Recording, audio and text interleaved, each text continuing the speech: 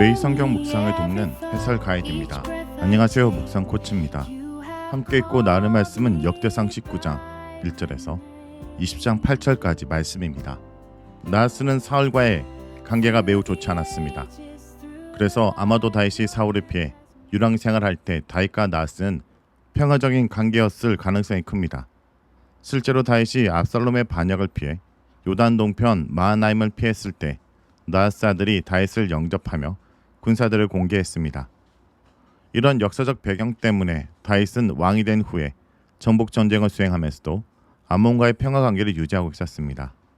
다윗은 암몬 왕 나하스가 죽은 이후에도 나하스의 옛정을 생각해서 그의 아들 한운과 평화 조약을 맺으려 했던 것입니다. 이것은 암몬이 하나님 나라 백성과의 평화 관계를 맺을 수 있었던 절호의 기회였습니다. 암몬과의 평화 관계를 유지하려는 다윗의 선한 의도를 오해하고 암몬 사람들은 조문 사절단에게 치욕을 줬습니다. 한운은 신하들의 말만 듣고 다윗의 조문 사절을 정탐꾼으로 몰아 그들의 수염을 깎고 엉덩이가 드러나도록 옷을 도려내었습니다. 이것은 다윗과 이스라엘 백성에게 매우 수치스러운 일이었을 뿐 아니라 평화조약을 맺지 않고 다윗과 전쟁을 하겠다는 선전포고나 다름이 없었습니다. 다윗은 모욕당한 사절단을 여리고에 머물도록 배려했습니다.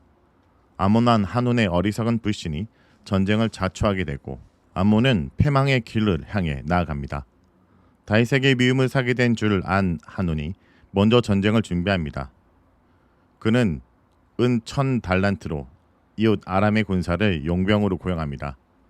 시리아 북쪽에 있는 유브라데강 근방 지역의 아람 나하나임, 헤브론산 남쪽의 아람 마아가, 벨르흡과 하맛 사이에 있는 소바에서 용병을 모아서 암몬의 최남단 지역인 메르바에 진을 쳤습니다. 암몬 왕 한운은 이 정도 군대면 다윗 군대를 충분히 상대할 수 있다고 생각했습니다. 암몬 왕 한운이 엄청난 돈을 들여 조직한 군대지만 전쟁이 발발하면 도망치기 급급한 오할지졸의 군대였던 것 같습니다. 이런 군대로 하나님의 군대를 이길 수는 없습니다.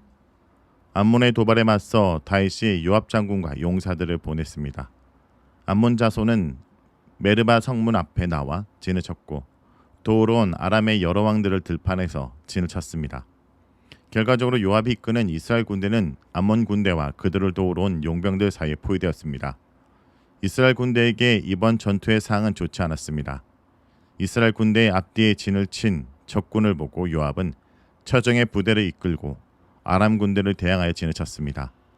남은 군대는 그의 아우 아비새에게 맡겨 암몬 자손을 향해 진을 치게 했습니다. 암몬 군대보다 아람의 군대가 더 기술이 좋고 강했기 때문에 잘못하면 양쪽에서 협공을 당할 수 있는 불리한 상황이었지만 필요에 따라 서로 도울 수 있도록 했습니다. 이스라엘 군대는 좋지 않은 전투 상황을 불평하지 않고 바로 그 상황에서 어떻게 대적을 상대할지 전략을 짰습니다. 전투 상황에서 정신을 잊지 않고 지혜를 모으면 위기를 기회로 바꿀 수도 있습니다. 요압은 동생과 군사들에게 이스라엘 백성과 하나님의 성읍을 위해 힘을 다해 싸우려고 독려했습니다. 이것은 이스라엘 단지 세상 나라가 아니라 하나님 나라란 믿음에서 나온 격려입니다. 요압은 여호와께서 선한 일을 이루실 것이라며 군사들을 신앙으로 무장시켰습니다. 이 전쟁이 여호와의 전쟁임을 선포하고 하나님의 도우심을 구하는 기도를 한 것입니다. 하나님은 요압의 기도를 들으셨고 요압은 승리하여 예루살렘으로 돌아옵니다. 아랍 사람들은 자신들이 이스라엘에게 패한 것을 보고 유프라데강 건너편의 아란 군대에게 지원 요청을 했습니다. 그래서 하마네셀의 군사령관 소박이 군대를 조직하여 이스라엘의 공격을 재개했습니다. 이 연맹 아래 있는 지원군들은 독립적인 군대가 아니라 하다데셀에서 속한 왕들과 그들의 군대였습니다. 아람의 연합 지원군에 대한 소식을 들은 다윗은 온 이스라엘 군대를 모으고 전쟁의 노선을 요단 동쪽으로 정했습니다. 암몬과의 다툼에서 시작한 전투가 엄청나게 큰 국제전쟁으로 발전하게 된 것입니다. 그러나 하다데셀에 속한 왕들은 다윗과의 전쟁에서 패하고 다윗의 승리를 인정합니다. 그들은 다윗과 합친하여 이스라엘을 섬기고 암몬 자손을 돕지 않습니다. 결국 다윗의 호의를 거절하고 무시한 사람들이 패배를 당하고 그들과 연합하여 다윗을 대항한 외부 세력의 도모도 허사가 된 것입니다. 20장 1절부터는 암몬과의 마지막 전쟁에서 승리를 다룹니다. 전쟁이 가능한 시기가 되자 요압이 군대를 거느리고 전쟁에 나가서 암몬의 수도 랍바를 함락합니다. 암몬은 다윗이 호위로 보낸 조문 사절단을 모욕하고 싸움을 걸어왔던 민족입니다. 지난 우기 전에 요압이 이런 암몬으로 온 아람 용병들을 패배시켰지만 암몬 자체를 정복하지 못했습니다. 이제 다시 싸우기에 좋은 시기가 되어 지난해 시작된 전쟁을 승리로 마무리한 것입니다. 역대기는 다윗이 예루살렘에 그대로 있던 것을 정죄하지 않고 오히려 요압에 대한 다윗의 신임으로 해석합니다.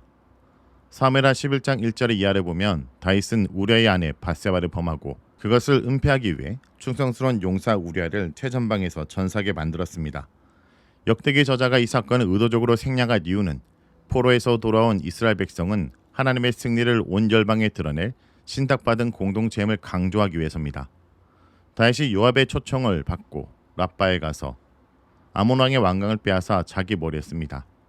다윗이 취한 왕관이 34kg인 것으로 봐 아몬 왕이 아닌 암몬이 성기는 주신 밀곰 혹은 말캄 신상의 머리에 놓였던 것일 가능성이 큽니다.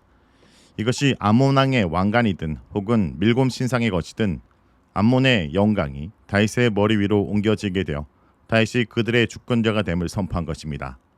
하나님 나라의 중요한 원리는 하나님의 승리와 그로 인한 하나님의 통치입니다. 다윗은 하나님의 뜻에 따라 열방을 대리 통치하고 있습니다. 다윗의 호의를 거절하고 무시했던 암몬 사람들은 결국 전쟁에서 패배합니다. 패배한 암몬 사람들은 톱질과 도끼질 그리고 썰해질 등 중도동에 동원됩니다. 이처럼 하나님은 그의 나라에 대항하는 자들은 심판하시지만 다윗처럼 하나님 나라를 받아들인 자에게는 전쟁에서 승리하도록 복을 주십니다. 거룩한 전쟁은 항상 구원과 심판이라는 양면성을 가지고 있습니다.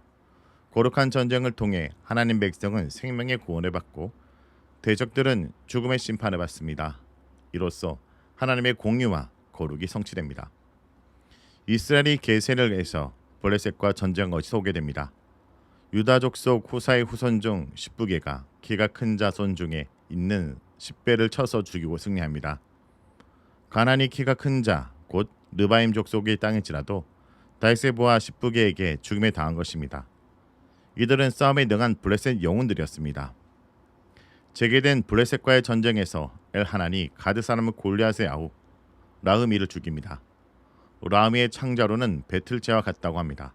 골리앗의 아우를 죽인 것은 이스라엘이 블레셋을 결정적으로 이겼다는 것을 뜻합니다.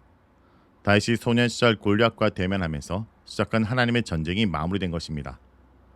다시 가드에서 블레셋과 전쟁을 할 때 키가 크고 손과 발가락이 각각 6인 사람이 이스라엘을 모욕하다가 다윗의 영이 시므의 아들 요하난에게 죽임을 당합니다. 기형적으로 힘이 센 이 사람은 10배와 같이 느바임 족속의 후손으로 거인이지만 다윗의 셋째 형인 시므의 아들을 이기지 못합니다. 이전에 사울이 블레셋군에게 죽임을 당했습니다. 이것은 하나님이 사울을 치시기 위해 블레셋을 도구로 사용하신 것입니다. 그러나 하나님은 블레셋의 불의함에 대해 공의로 심판하십니다. 블레셋의 용사들이 아무리 힘이 세다 할지라도 하나님의 심판의 전쟁을 피해갈 수 없습니다. 8절은 완전한 승리를 말합니다. 블레셋으로 시작한 다윗의 전복 전쟁 기록이 블레셋에 대한 승리의 기록으로 마무리됩니다. 다윗의 용사들이 죽인 3명의 블레셋 용사들은 모두 다 키가 크고 힘이 센 자들이었습니다. 가드의 키 큰 자의 소생이라도 다윗의 손과 그의 신하의 손에 다 죽었더라 라는 마지막 말은 다윗이 블레셋과의 전쟁에서 완전히 승리했음을 보여줍니다. 하나님이 다윗과 함께 하심으로 삼손 때부터 이스라엘을 괴롭혀온 블레셋은 더 이상 하나님의 백성을 괴롭히지 못하게 된 것입니다. 드디어 하나님께서 다윗에게 약속하신 이스라엘 평화와 안식이 이루어졌습니다. 하나님은 다윗을 이스라엘 왕으로 세우시고 그를 통해 하나님 나라의 통치를 드러냈습니다. 이제 하나님 나라 승리 뒤에 건축될 성전의 기초가 마련된 것입니다. 성도 여러분, 다윗은 이 전쟁에서 하나님의 이름으로 싸우고 하나님의 도우심으로 승리합니다. 우리 역시 작은 불화에 흔들리지 않고 감정적이 아닌 지혜로 대응하며 하나님께 의존함으로써 공동체 안에서 개인의 삶에서 일상에서 승리의 삶을 살아가길 간절히 기도합니다. 말씀을 놓고 기도하겠습니다. 주님, 오늘도 세상의 거대한 문제 앞에 우연히 나아가도록 인도하여 주옵소서. 겉으로 보기에 부족해 보여도 주님 안에 담대히 싸우며 승리하는 존재가 되게 하여 주옵소서. 이 말씀과 기도의 힘으로 우리 삶이 변화되고 모든 상황 속에 주님의 영광을 드러내는 삶이 되게 하여 주옵소서. 예수의 이름으로 기도합니다. 아멘. Now I stand here by your grace. Use my